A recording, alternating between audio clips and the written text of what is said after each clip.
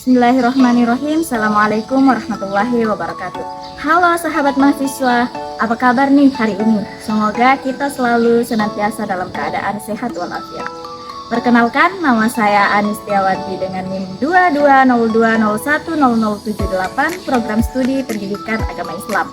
Adapun tujuan pembuatan video kali ini untuk memenuhi tugas akhir mata kuliah pengembangan kurikulum PAI oleh dosen pengampu Profesor Dr. Muhaimin.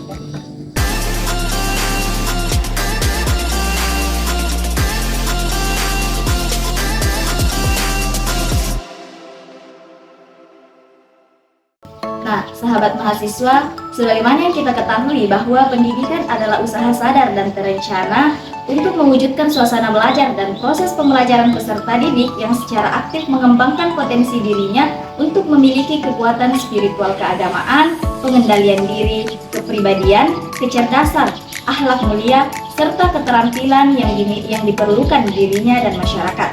Di dalam pendidikan, terdapat kurikulum yang menjadi peranan sangat penting sebagai pengaruh tujuan pendidikan agar kedepannya menjadi lebih baik dan maksimal. Namun sebelum itu, apa sih kurikulum itu?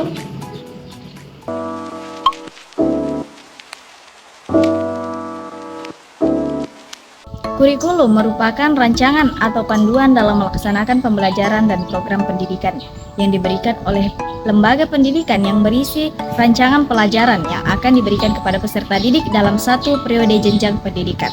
Kurikulum merupakan pedoman atau tolak ukur untuk mencapai tujuan di dunia pendidikan. Adapun kurikulum pendidikan agama Islam adalah bahan-bahan pendidikan agama Islam berupa kegiatan, pengetahuan, dan pengalaman yang dengan sengaja dan sistematis diberikan kepada anak didik dalam rangka tujuan pendidikan. Dalam proses penerapan kurikulum, perlu diperhatikan dahulu prinsip-prinsip apa yang harus ada dalam pengembangan kurikulum ini.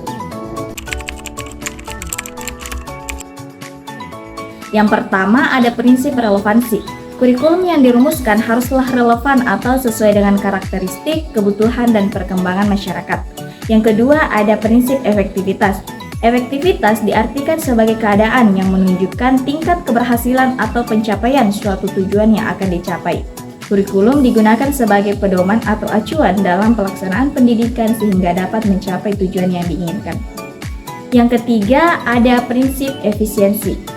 Kurikulum yang dibuat haruslah seefisien mungkin, di mana pelaksanaannya harus praktis, mudah dilaksanakan, menggunakan alat-alat sederhana dan biayanya rendah.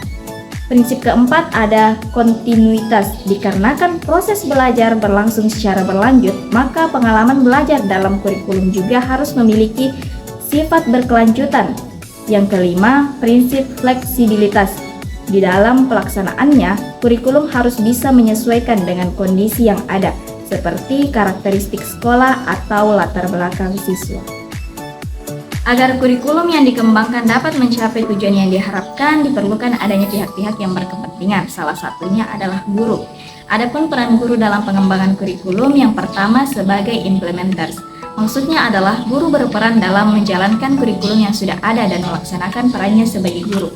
Di sini seorang guru hanya menerima berbagai kebijakan perumus kurikulum dan guru tidak berhak untuk menentukan isi kurikulum maupun menentukan target kurikulum. Yang kedua sebagai adapters. Adapters merupakan lebih dari sebagai kurikulum, akan tetapi juga sebagai penyelaras kurikulum dengan karakteristik dan kebutuhan siswa serta kebutuhan daerah. Yang ketiga sebagai developers. Guru berperan sebagai pengembang kurikulum dan memiliki kewenangan dalam mendesain kurikulum. Guru bukan saja dapat menentukan tujuan dan isi pelajaran yang disampaikan, tapi guru juga dapat menentukan strategi apa yang cocok dalam proses pembelajaran. Yang keempat sebagai researchers, yaitu guru berperan sebagai peneliti kurikulum. Guru memiliki tugas profesional sebagai tanggung jawab dan meningkatkan kinerjanya sebagai guru. Kurikulum di Indonesia telah mengalami banyak perubahan sejalan dengan perkembangan zaman. Saat ini, kurikulum yang digunakan adalah kurikulum nasional yang terdiri atas beberapa opsi.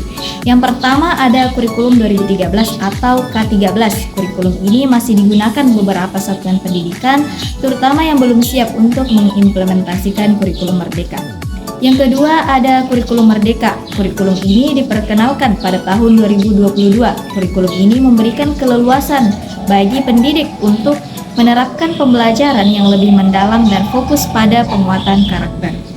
Adapun kurikulum PAI yang berlaku di Indonesia meliputi mata pelajaran yang harus dipelajari seperti Al-Quran dan Hadis, fikih atau hukum Islam, akidah akhlak, dan sejarah kebudayaan Islam. Tujuan dari kurikulum pendidikan agama Islam ini untuk membentuk peserta didik, memperkuat pemahaman dan praktik keagamaan peserta didik, serta mengembangkan nilai-nilai spiritual dan moral.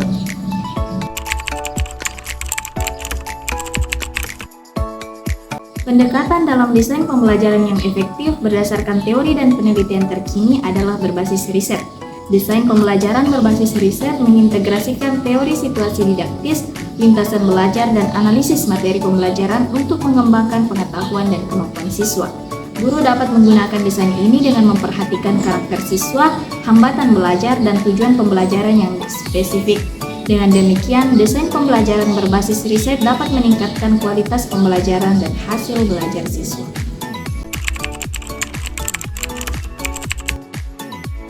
Perbandingan kurikulum di Indonesia dengan negara lain salah satunya ada di Finlandia. Finlandia memiliki sistem pendidikan yang sangat maju dan dikenal sebagai salah satu negara terbaik dalam pendidikan. Kurikulum Finlandia berfokus pada pendidikan dasar yang berlangsung selama 9 tahun dan menggunakan metode pembelajaran yang lebih interaktif. Perbandingan ini menunjukkan bahwa kurikulum di Indonesia masih memiliki beberapa kelemahan seperti kurangnya peran aktif siswa dan fokus pada penguasaan materi. Dalam hal sistem evaluasi pendidikan di Indonesia dilakukan dua aspek, yaitu kemampuan siswa dan perilaku siswa. Sedangkan di Finlandia menunjukkan bahwa sistem evaluasi yang lebih efektif dan berfokus pada kemampuan siswa secara lebih luas. Adapun tantangan yang dihadapi dalam pengimplementasian kurikulum di Indonesia yaitu yang pertama, implementasi yang tidak konsisten. Pengimplementasian kurikulum yang tidak konsisten di seluruh satuan pendidikan. Hal ini dapat terlihat dari banyaknya variasi dalam penerapan kurikulum di sekolah sehingga mempengaruhi kualitas pendidikan secara keseluruhan. Yang kedua, ada kesiapan guru. Dalam penerapan kurikulum, diperlukan kesiapan guru dalam mengadaptasi pendekatan pembelajaran baru dengan mengintegrasikan teknologi dalam proses pembelajaran. Oleh karena itu, diperlukannya pelatihan khusus bagi guru agar dapat mengimplementasikan kurikulum dengan baik. Cukup sekian yang dapat saya sampaikan. Saya berharap ke depannya agar kurikulum di Indonesia dapat mengejar ketertinggalan dari negara lain dengan cara lebih memperhatikan kebutuhan peserta didik dan juga pengintegrasian teknologi dalam proses pembelajaran. Terima kasih. Wassalamualaikum warahmatullahi wabarakatuh.